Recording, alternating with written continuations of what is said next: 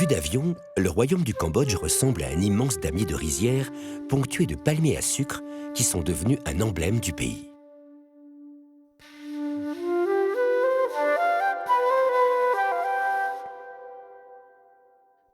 Majoritairement bouddhiste, le pays possède de nombreux sites archéologiques remarquables, comme le site d'Angkor et son fameux temple d'Angkor Wat qui figure au centre du drapeau cambodgien. Venant du Laos, le puissant fleuve Mékong traverse le pays pour rejoindre le Vietnam et vient grossir en période de crue le gigantesque lac d'eau douce, le Tonlé Sap. Bordé par la Thaïlande et le Laos au nord et le Vietnam à l'est, le royaume du Cambodge possède une frange côtière sur le golfe de Thaïlande.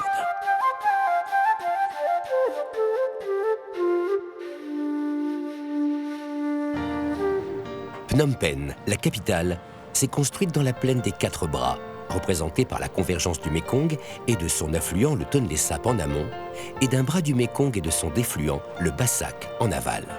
La ville doit ainsi à cette hydrographie son ancien nom de Krong Shaktomuk, la ville aux 4 visages en khmer.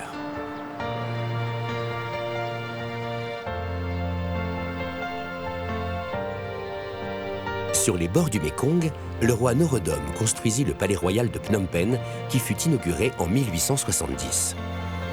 Au début du siècle dernier, il abritait une cour importante, la troupe de danse royale et les éléphants royaux. Inscrit dans un carré de 400 mètres de côté, le palais se compose d'un ensemble de plusieurs bâtiments, de stupas et de statues. Le plus important, le palais du trône, est couronné de 3 flèches. La flèche centrale de 59 mètres est surmontée par la tête du dieu Brahma aux 4 visages. Le pavillon du clair de lune, pavillon en plein air, date de 1913. Les extrémités du toit du palais, en forme de pic, représentent des oiseaux prenant leur envol, entraînant avec eux les écailles de la toiture, assimilées à de mythiques serpents.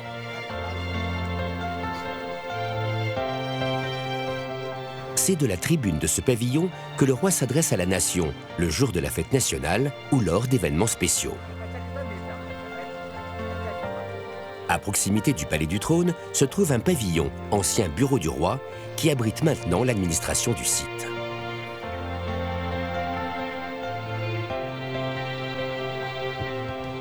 Le stupa Kantabopa a été érigé par le roi Sihanouk pour commémorer le décès de sa fille de 4 ans, la princesse Kantabopa.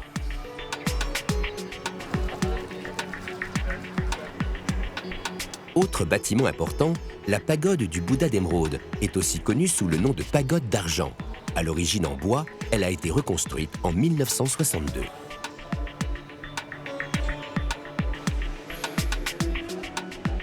Elle s'appelle ainsi car le sol est recouvert de 5000 carreaux en argent pur et contient de nombreuses statues du Bouddha, dont le fameux Bouddha d'Émeraude. Mais le plus précieux est un Bouddha de 90 kg en or, orné de 9584 diamants.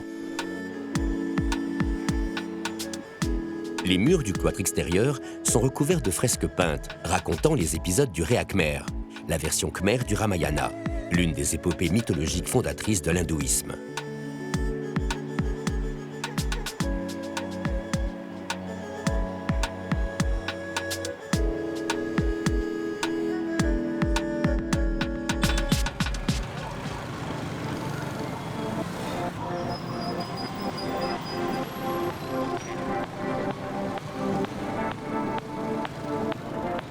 Dans la ville, le nom des rues rappelle la présence de la France pendant la période coloniale.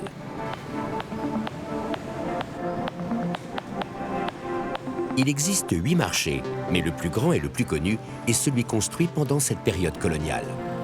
Édifié en 1937 dans le pur style art déco par l'architecte français Jean Desbois, le Phsar Thmé, littéralement nouveau marché en khmer, présente une structure en béton insolite, vestige d'une présence occidentale qui avait voulu exprimer par ce bâtiment à l'allure majestueuse ses rêves de grandeur coloniale. La partie centrale du bâtiment est désormais réservée au commerce de la bijouterie et de la joaillerie.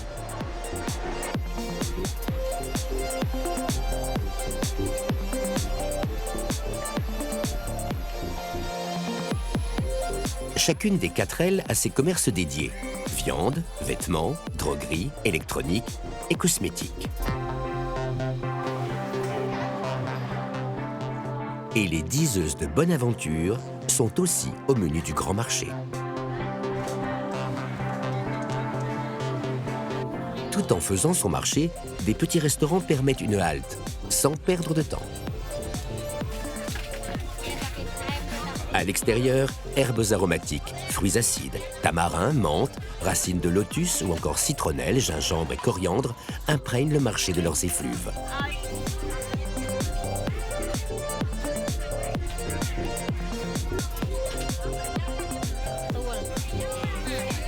Ici, règne le domaine des produits frais, avec un semblant d'organisation par thème, même si fruits et légumes y côtoient également poissons et viande, sans oublier bien sûr le riz, base de l'alimentation khmer.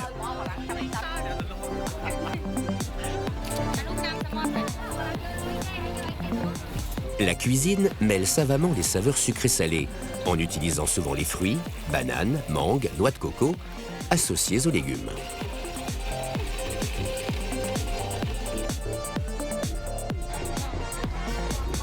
Les plats typiques les plus courants sont le poisson grillé, cuit au lait de coco ou frit, la soupe de porc, les nouilles de riz, les crevettes aux multiples sortes d'accompagnements.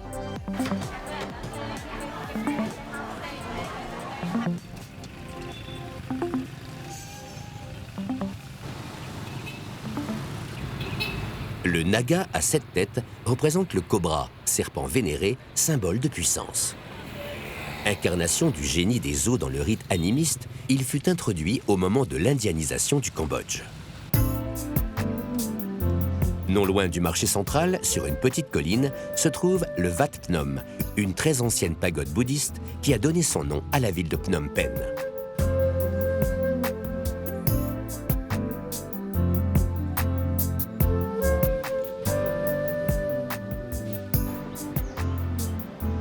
Succédant à une dynastie de rois hindouistes, l'avènement de Jayavarman VII, fondateur d'Angkor Thom, marque l'apogée du bouddhisme khmer.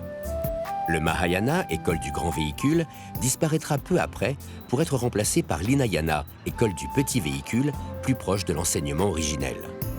La doctrine bouddhiste a profondément imprégné la population, naturellement douce et paisible, et le Cambodge est l'un des pays où l'on comprend le mieux la signification de la douceur bouddhique.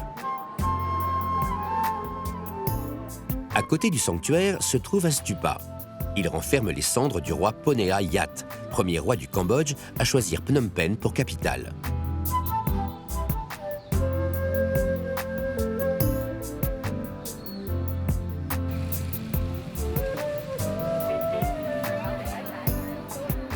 La mendicité des moines pour leur nourriture fait partie de la tradition bouddhiste. Cette coutume est très répandue en Asie du Sud-Est. Le monument de l'indépendance a été construit en 1958 pour commémorer l'indépendance du Cambodge vis-à-vis de la France en 1953. Il se présente sous la forme d'un stupa en forme de lotus.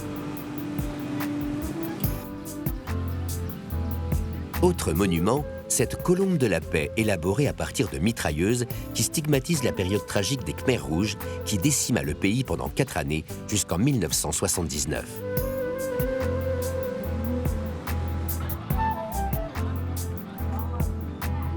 Aujourd'hui, la tranquillité retrouvée, les habitants se promènent sur les quais aménagés au bord du Mékong. La nuit, certains quartiers sont très animés, mais comme dans toutes les grandes villes, la prudence est de mise. Le roi Norodom Sihamoni a succédé depuis octobre 2004 à son père Norodom Sihanouk. Les Cambodgiens sont très attachés à la monarchie, même si le Premier ministre est le dirigeant effectif du pays.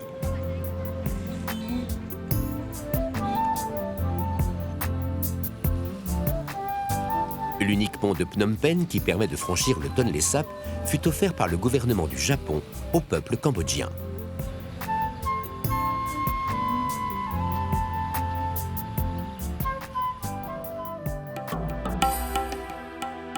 En remontant le Tonlé Sap à seulement 40 km de Phnom Penh, la ville de Udong fut la capitale du Cambodge pendant près de 250 ans, avant que celle-ci soit transférée à Phnom Penh en 1866.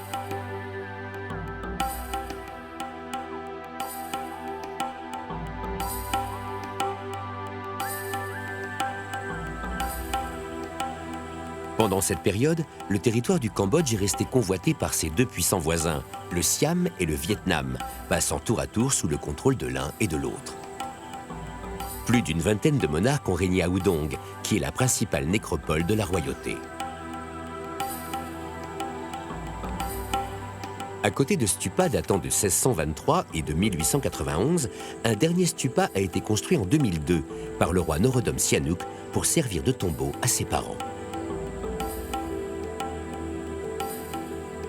En fait, le sommet de la colline de Udong est une nécropole de la monarchie khmère.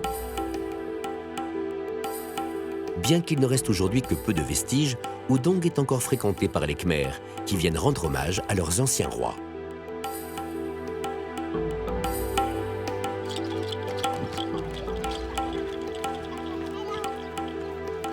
Non loin de là, le paisible village d'Udong-Rosset doit sa célébrité aux poteries rouges confectionnées sous chaque maison, surélevées par des pilotis.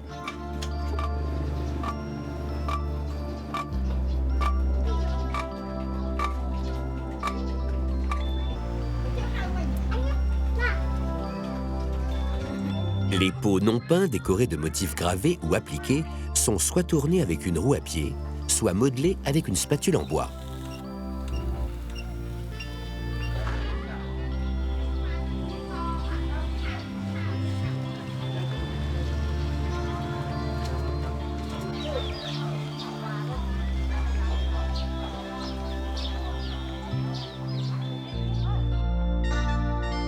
Dans la langue khmère, le mot kampong signifie bord de rivière ou port. Kampong Cham se trouve à 124 km au nord-est de Phnom Penh, sur les bords du Mékong. Depuis 2001, le pont Kizuna permet de franchir le Mékong et relie l'est et l'ouest du pays par la route pour la première fois.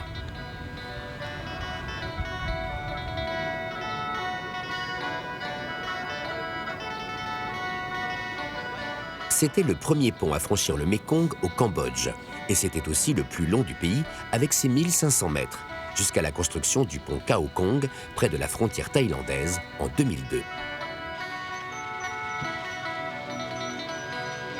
Autre pont, celui-là très original, le pont en bambou reliant l'île fluviale de Koh Pen, située au milieu du Mékong, à la rive ouest du fleuve où se trouve la ville de Kampong Cham.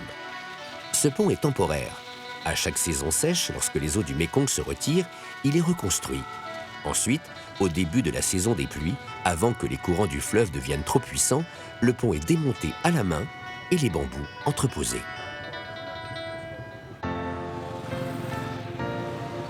La ville de Kampong Cham, la troisième plus grande ville du pays, est un centre de transport et de commerce important. Elle est surnommée l'or blanc du Cambodge avec ses récoltes d'EVA. Tabac, fèves de soja, produits tropicaux sont cultivés et exportés. En effet, les terres alentours sont particulièrement fertiles.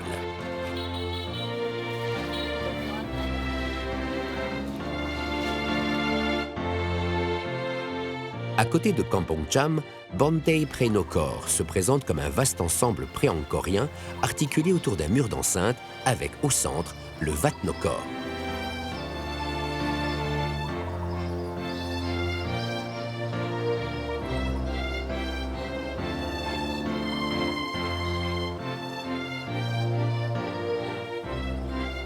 Un temple de facture moderne a été construit au milieu des vestiges, adossé au Wat Nokor. La construction de ce bâtiment bouddhique, construit en grès et en latérite, aurait débuté au Xe siècle, sous Jayavarman II.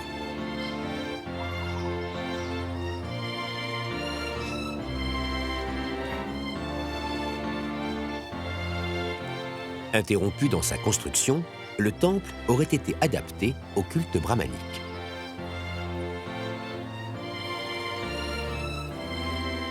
Ce site figure au patrimoine mondial de l'UNESCO.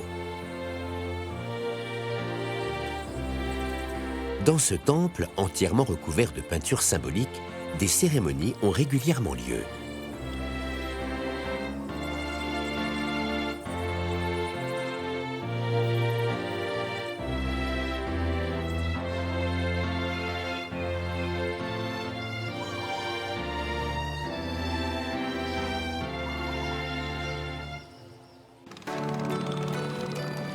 remontant le Tonlé Sap, 4 heures de bateau sont nécessaires pour rejoindre le plus grand lac d'eau douce d'Asie du même nom. En descendant des chaînes himalayennes, le Mékong grossit, amplifié par la fonte des neiges. Avec les pluies, les 2 bras de son delta ne peuvent plus évacuer le trop-plein saisonnier. Un phénomène unique se produit alors, le courant du fleuve s'inverse. Les eaux du Mékong refluent, le cours du fleuve Tonlé Sap s'inverse, alimentant le lac qui va quadrupler sa surface en quelques semaines, devenant une véritable mer intérieure.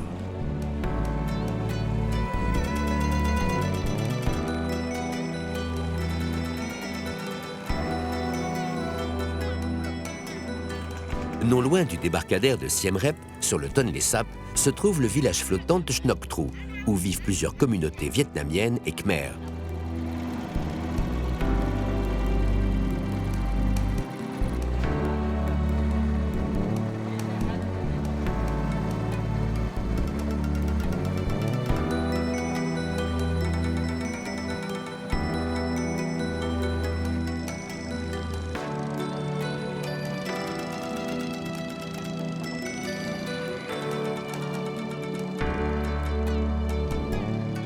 De nombreux villages se sont installés autour du lac.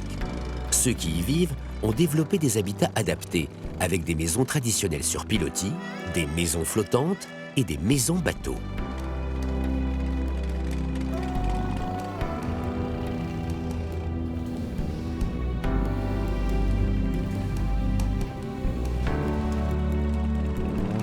Dans les villages, les marchands vont de maison en maison pour vendre leurs produits. Ici, contrairement à la plupart des marchés, ce ne sont pas les habitants qui vont au marché, mais le marché qui va aux habitants.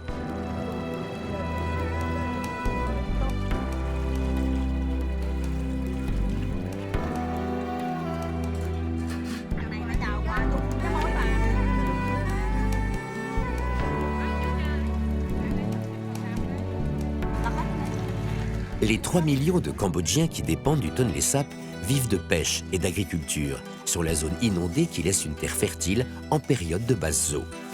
La terre est travaillée pour le maraîchage et surtout pour le riz qui permet jusqu'à 3 récoltes par an.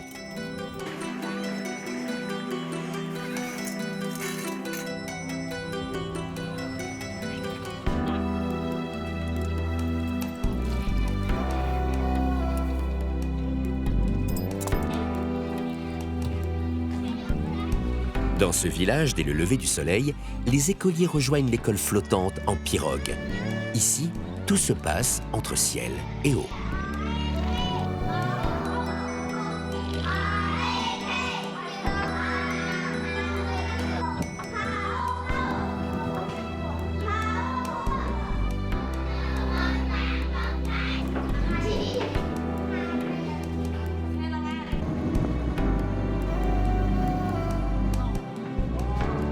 Fabrication des filets, tri et préparation des poissons, la pêche est une affaire de famille.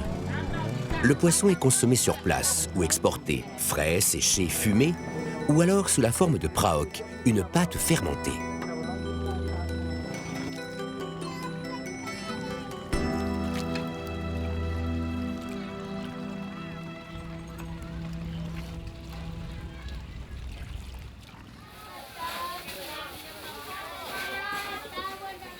Le débarcadère, où commence l'unique route pour la ville de Siem Reap, est l'objet de toutes les transactions des pêcheurs.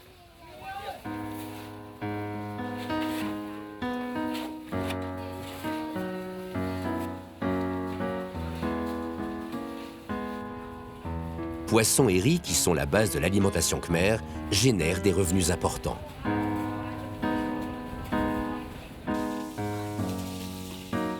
Dans les villages le long de cette route, dès leur plus jeune âge, les enfants participent à la préparation des poissons.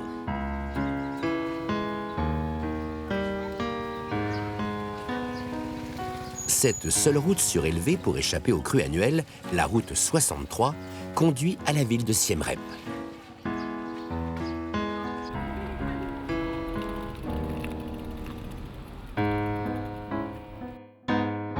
Pendant la saison sèche, les rizières s'étendent à perte de vue. D'ailleurs, certains géographes ont comparé le Cambodge à un gigantesque damier de rizières. Mais dans cette région, lorsque la mousson déverse ses premières gouttes, le paysage se transforme progressivement. Le gigantesque damier fait place à une immense plaine inondée. La barque devient le seul moyen de locomotion pour rejoindre cette unique route. C'est également la période des jacinthes d'eau. Certains la surnomment la plante tueuse.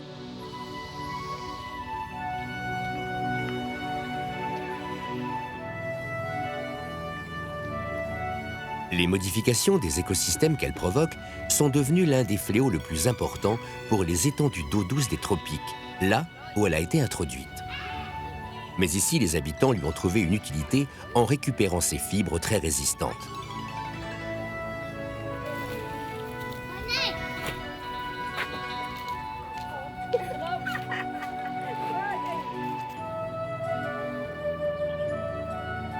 Coupées en fines lanières, séchées, elles seront tressées pour de multiples usages comme des filets ou des cordelettes.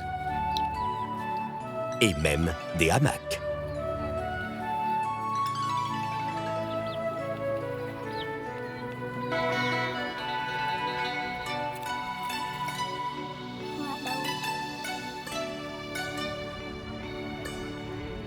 L'après-guerre a généré un baby-boom et aujourd'hui, plus d'un tiers de la population a moins de 15 ans.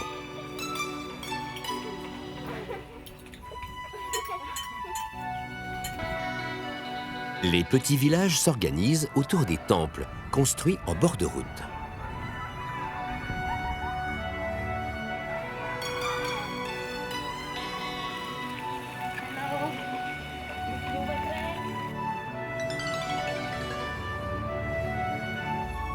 La fleur de lotus, fleur sacrée entre toutes, se retrouve souvent dans l'iconographie cambodgienne.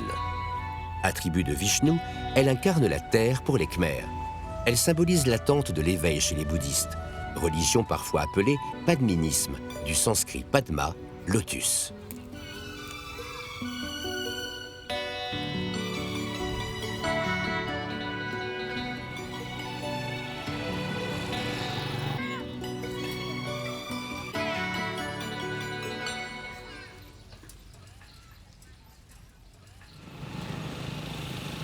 Siem Reap, à seulement quelques kilomètres du Tonlé Sap, est le centre économique et surtout culturel de la région grâce au site d'Angkor. Le matin, vélos, vélomoteurs et tuk-tuk bondés convergent vers le centre-ville.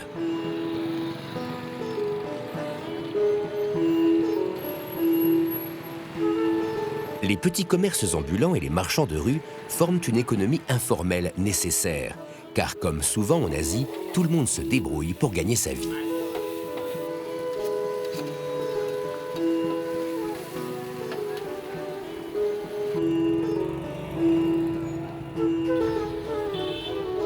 Ici, nous sommes au plus grand marché de la ville, le marché central. Surtout fréquenté par les autochtones, il offre toujours les produits locaux les plus frais.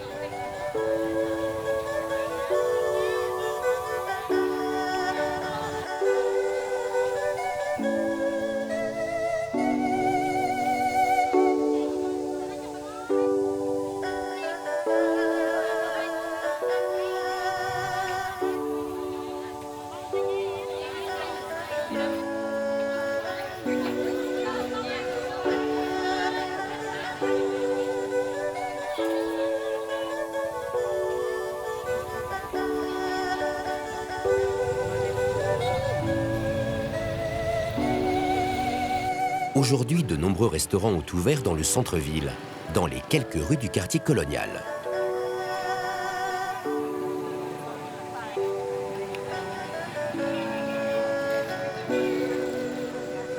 Autour du palais royal de Siem Reap, de nombreux hôtels luxueux ont vu le jour. Le Grand Hôtel à l'allure imposante date de 1932, l'époque coloniale française. Il a reçu de nombreuses personnalités, comme le général de Gaulle. Autre monument de l'époque coloniale, l'Hôtel de la Paix. Autrefois hôtel, puis quartier général pendant la guerre, puis grenier à riz pendant la période Khmer Rouge, il fut détruit puis entièrement reconstruit en 2003. C'est une splendeur art déco aux accents khmer. Le bâtiment fut racheté par un Cambodgien réfugié aux États-Unis pendant la période sanglante et il a été entièrement rénové par un architecte-designer anglais.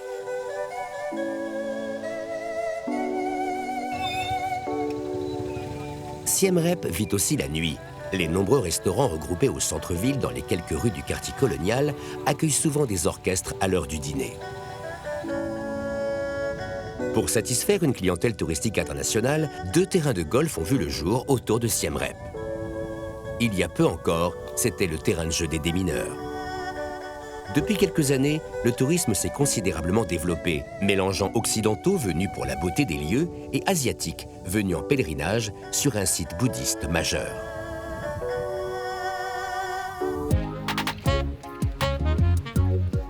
Une fois par an, les Cambodgiens fêtent un événement unique au monde, le changement de sens du Tonlé Sap, un affluent du Mékong. La fin de la saison des pluies est l'occasion d'une fête dont l'apogée, la course de pirogues, mobilise toute la ville. Avant l'affrontement, les bonzes bénissent les équipages et leurs bateaux, décorés pour la circonstance.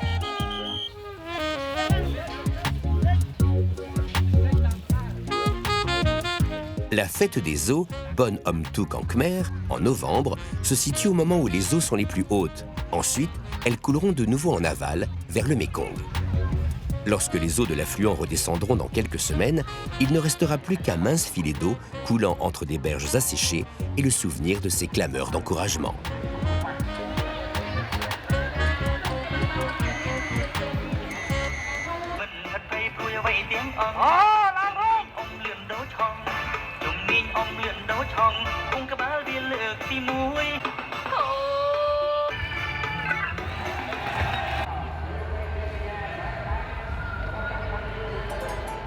Certaines pirogues dépassent les 30 mètres, emportant jusqu'à 80 rameurs.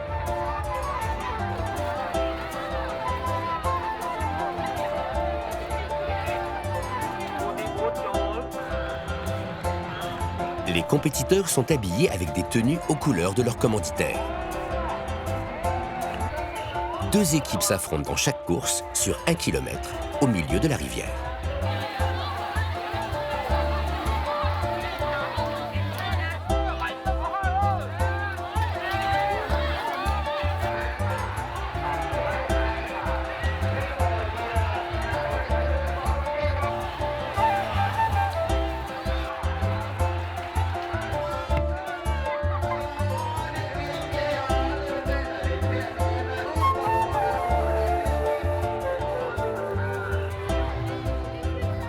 Le soir, après la remise des prix, la fête de l'eau continue avec des danses et des explosions de feux d'artifice.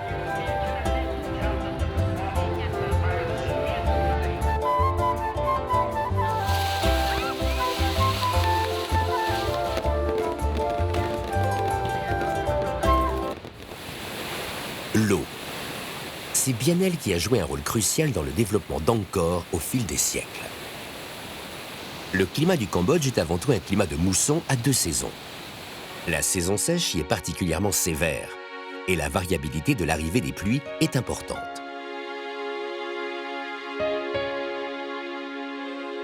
La richesse qui a fait Angkor provient de sa capacité à stocker et à distribuer l'eau en toute saison, grâce à de gigantesques bassins réservoirs appelés barrets, reliés par des canaux et des conduites commandées par des vannes. L'approvisionnement constant en eau permit de réguler la production du riz et de maîtriser les crues. L'agriculture qui en découla permit l'essor de ces grands royaumes jusqu'au XIVe siècle.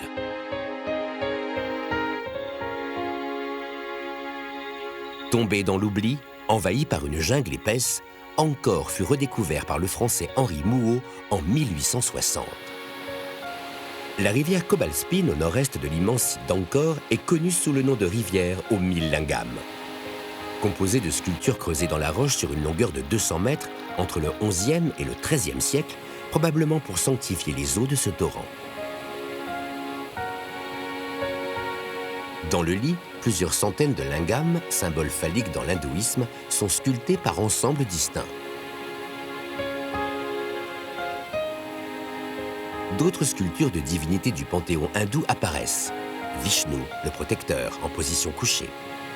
Lakshmi, son épouse déesse de la prospérité. Et Rama, avatar de Vishnu, avec Hanuman, son compagnon, le dieu singe.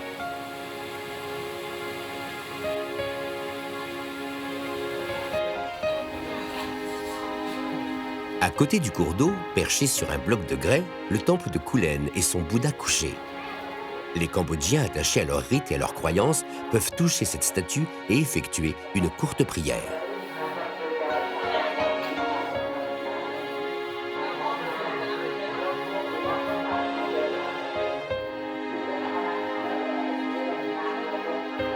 Au cours de son histoire, le Cambodge a subi différents courants religieux venus de l'Inde voisine. D'abord brahmaniste, ensuite bouddhiste avec l'Hinayana, le petit véhicule, qui est le bouddhisme religieux le plus ancien, puis le Mahayana, le grand véhicule, puis le Vajrayana, le véhicule de diamant toujours présent au Ladakh et au Tibet, et de nouveau l'Hinayana. Tous ces courants religieux vont laisser leurs empreintes sur l'iconographie d'Angkor.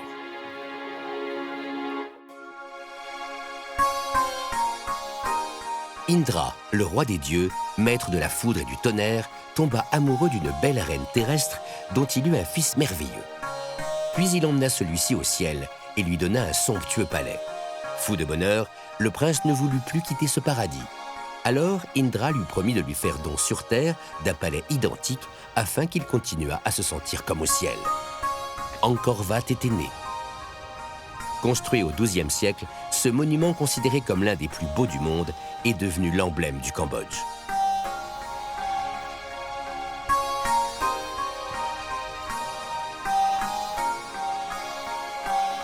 Les bas-reliefs des galeries extérieures couvrent une surface de plus de 2000 mètres carrés.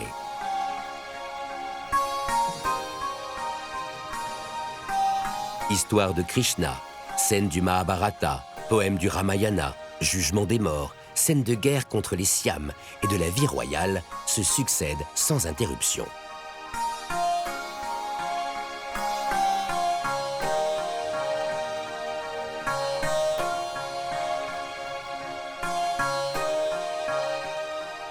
Autre bas-relief, les apsaras, danseuses célestes au torse nu et au sein rond, coiffées de tiares et de diadèmes.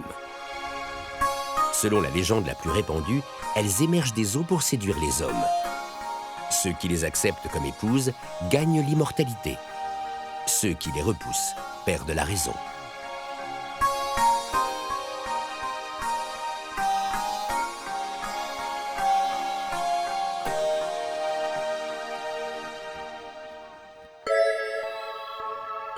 Certaines parties du temple sont encore actives, abritant des statues du panthéon hindou ou bouddhiste.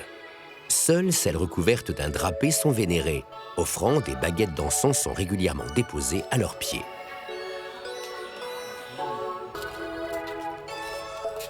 « 287 temples forment ce qu'on appelle les cathédrales de la jungle. À l'origine, le domaine regroupait 5 cités sur une surface de 1000 km². Pas loin de 700 000 personnes y vivaient au XIIe siècle. Angkor se divise en 2 parties.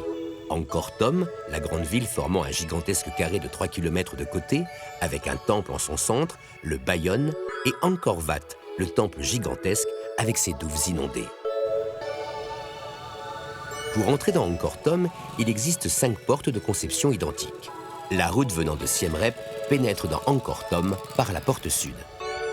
Toutes les entrées sont gardées par une enfilade de 54 géants, les Yakshas, génies locaux de l'Inde ancienne.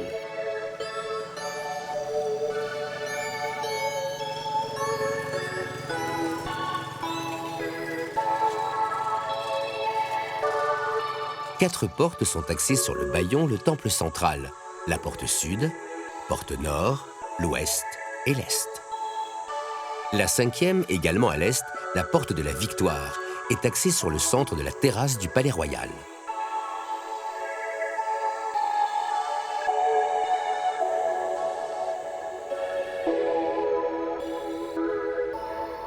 Au centre d'Angkor Thom, construit au XIIe siècle, le Bayon tient davantage du palais que du temple. Le Bayon, merveille aux 1000 visages, est le dernier des temples montagnes du site d'Angkor, bâti par Jayavarman VII, restaurateur de la puissance du royaume khmer d'Angkor, après sa victoire contre les Chams en 1181. Ce fantastique monument, avec ses tours à visage, fut dédié par le souverain au Bouddha, dont il diffusa la doctrine.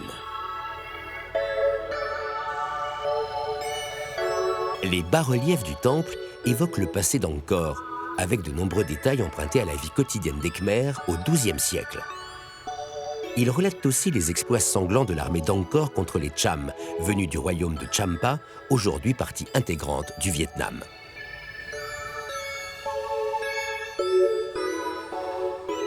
Le Phnom Bakheng est le premier temple bâti sur le site d'Angkor, proprement dit, vers l'an 900. Prototype des temples montagnes khmers, il a la forme d'une pyramide à 5 étages, ponctuée de 109 tours, dont 5 de taille imposante, qui représentent le mont Meru, lieu de séjour d'Indra, le roi des dieux, et les 4 sommets environnants.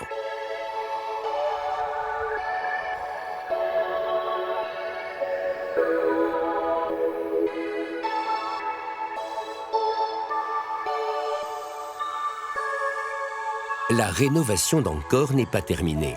De nombreux temples ont subi des effondrements. Cette allée conduit à la porte du temple Preakan. Ici, dans les ruines, un petit stupa ressemblant plutôt à un chorten tibétain montre les diverses influences qui ont façonné ce lieu. À Angkor, lieu de toutes les richesses et de toutes les convoitises, la nature a progressivement envahi les temples, depuis l'abandon du site au XIVe siècle. Les énormes racines des fromagers et des figuiers étrangleurs serpentent inexorablement sur le grès des murs des 2 temples, le Preakan et aussi le Taprom, pour le plus grand plaisir des photographes.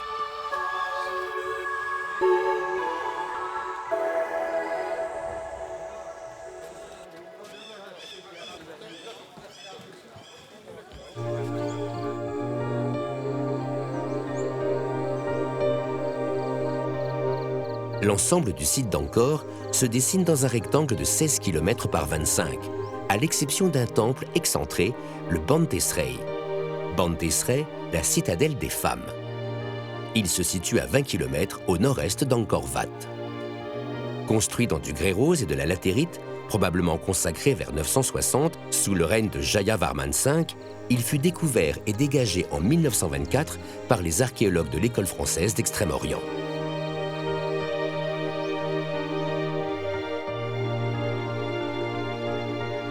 Tous furent frappés par son exceptionnel état de fraîcheur et par l'absence de dégradation liée à la guerre.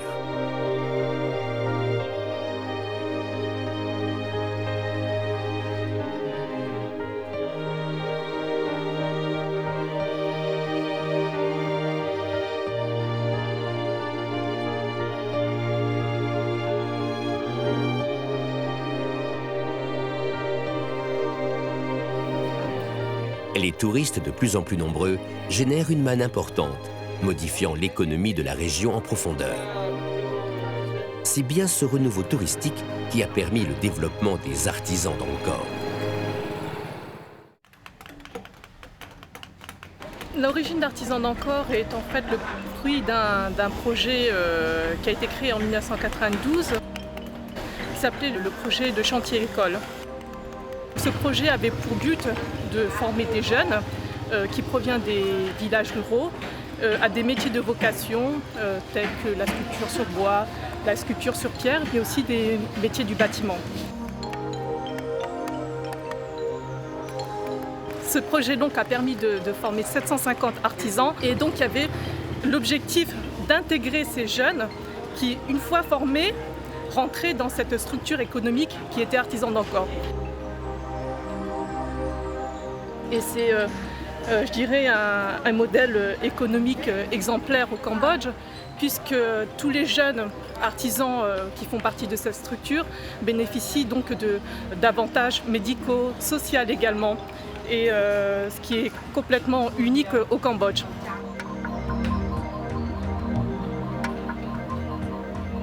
Artisans d'Angkor est également fier de participer à des grands projets historiques tels que la reproduction de pièces d'Angkor Thom. Donc c'est pour cela que nos artisans se battent si fort pour produire des pièces de grande qualité.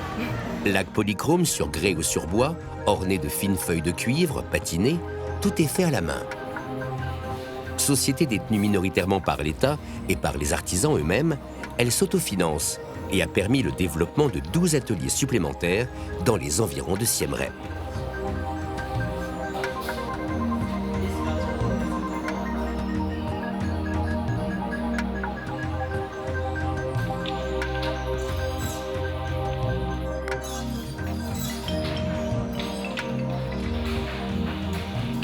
Ils ont su également développer une magnanerie afin de contrôler l'ensemble de la chaîne de fabrication de la soie, du cocon au dévidage jusqu'au filage.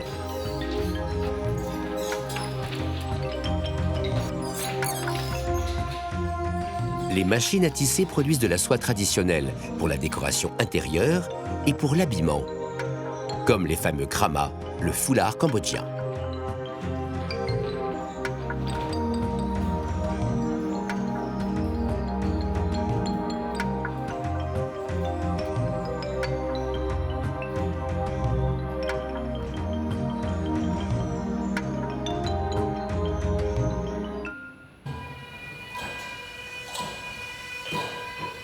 Au Cambodge, la danse est un art sacré. Elle est l'expression de l'adoration que les Khmers rendent à leurs dieux. L'initiation débute très tôt et dure plusieurs années, ce qui permet aux danseuses d'acquérir la souplesse et la grâce nécessaires.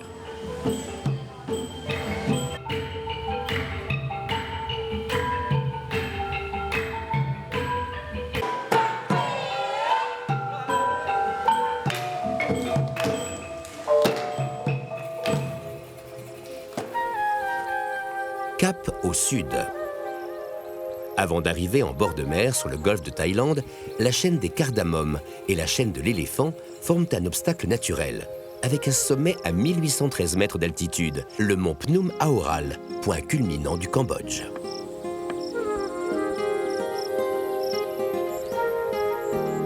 Au Cambodge, le riz est récolté manuellement à la serpe et attaché en gerbe. Ensuite, ils sont placés en haut d'un chaume, où ils sont séchés pendant 2 à 3 jours. Selon la région, le battage se fait le plus souvent manuellement dans le champ ou dans le village.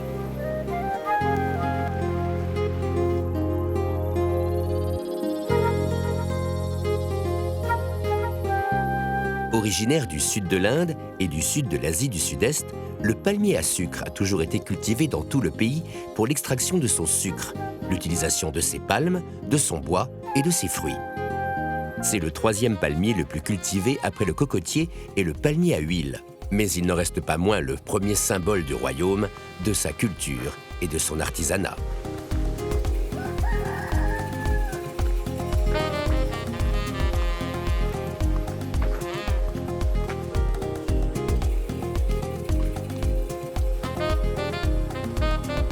Chaque matin, les paysans doivent grimper jusqu'au sommet des palmiers en coupant les bourgeons des fleurs femelles pour laisser couler la sève dans un récipient fixé sur l'arbre.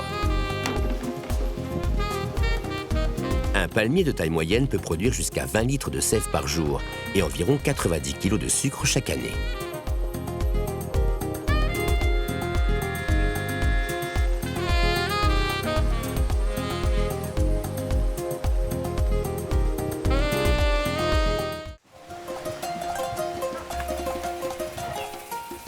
Économiquement parlant, le palmier à sucre joue un rôle important dans le système rural, car il représente pour les locaux une source de revenus complémentaires non négligeable après la culture du riz.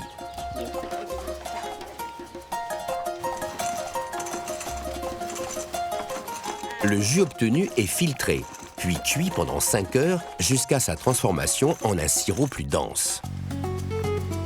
Ce sirop est ensuite versé dans des moules en bambou et il repose jusqu'à refroidissement. Il est souvent disposé dans un emballage naturel fait à base de feuilles de palmier avant d'être vendu.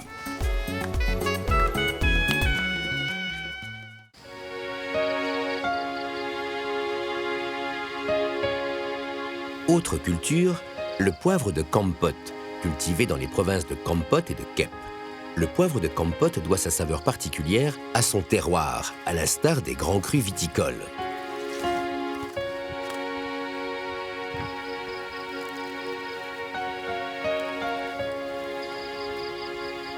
Il a failli disparaître lors de la période Khmer Rouge, où son exploitation avait été réduite à néant. Après ces tragiques événements, la reprise de sa culture a été lente. Les importantes productions de poivre de qualité inférieure des pays voisins ont rendu difficile son retour.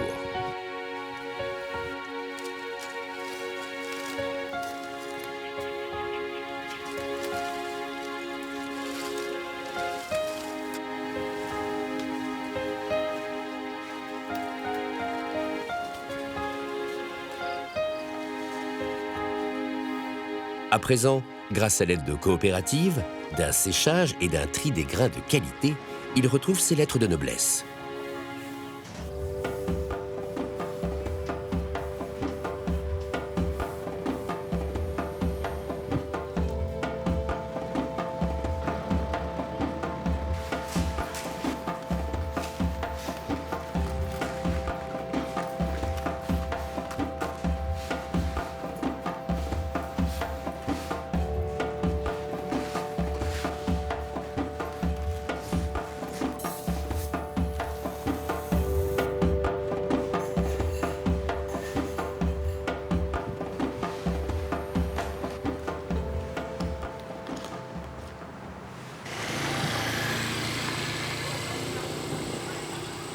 La ville de Kampot est réputée pour ses plantations de poivre et ses marais salants.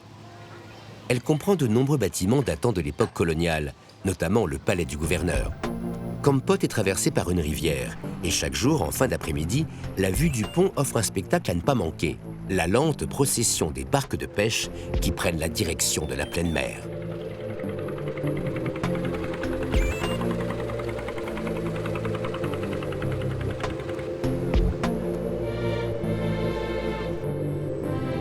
Avant d'atteindre la mer, les berges sont bordées par la mangrove avec ses palétuviers.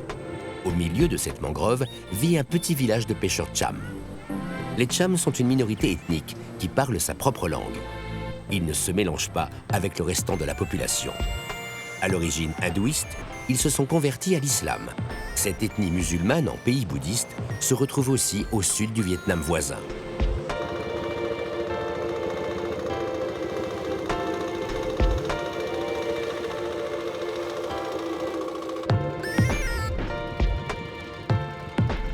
Les pêcheurs le long de la côte ramassent leurs filets. L'endroit est bien connu pour le crabe.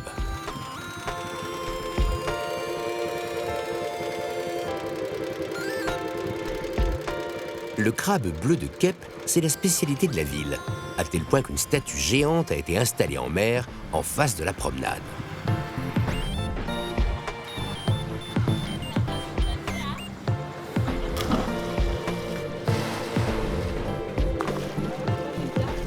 Sur le bord de mer, le fameux marché aux crabes de Kep est renommé non seulement pour ses crabes, mais aussi pour ses poissons et ses fruits de mer.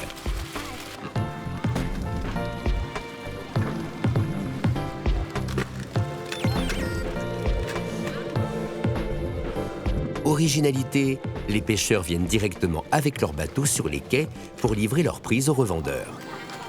De nombreux restaurants ont vu le jour en bord de mer, et la spécialité, bien sûr, est le crabe au poivre de Kampot. Bienvenue dans la région de Kampot, un endroit de produits frais naturels comme les crabes et les grains de poivre vert des fermes de Kampot. Et il est très facile de cuisiner des plats inventifs pour nous avec de tels ingrédients.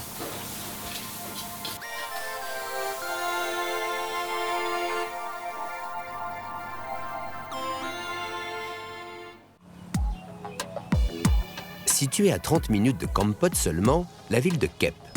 Cette ville, créée en 1908 par les Français, a eu une histoire tragique. Lors du protectorat, Kep s'appelait Kep-sur-Mer. Dans les années 60, la station balnéaire était alors en vue comme une sorte de Saint-Tropez de l'Asie. Le régime de Pol Pot et l'arrivée des Vietnamiens marquent sa destruction. De ces maisons en ruine de l'époque coloniale, il ne reste que les murs qui séparaient les pièces.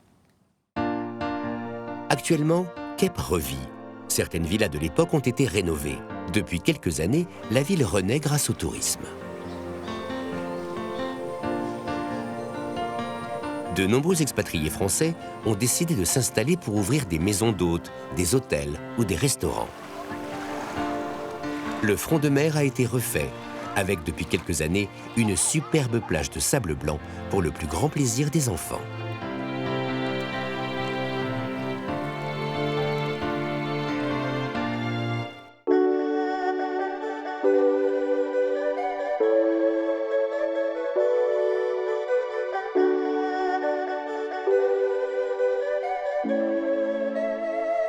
Le soir, au soleil couchant, les bateaux rentrent. Les casiers sont replacés. C'est aussi le moment de tirer les filets pour les pêcheurs à la Seine.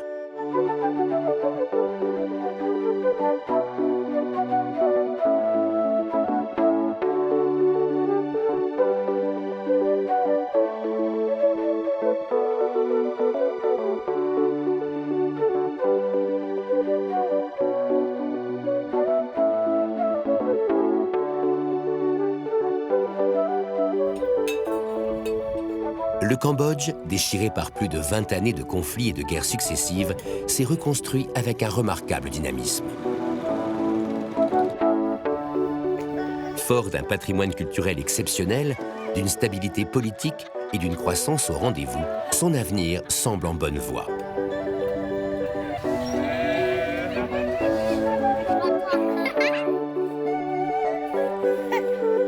Aujourd'hui, le peuple khmer a renoué avec douceur et joie de vivre, comme en témoigne son légendaire sourire, si bien représenté sur les fresques d'Angkor.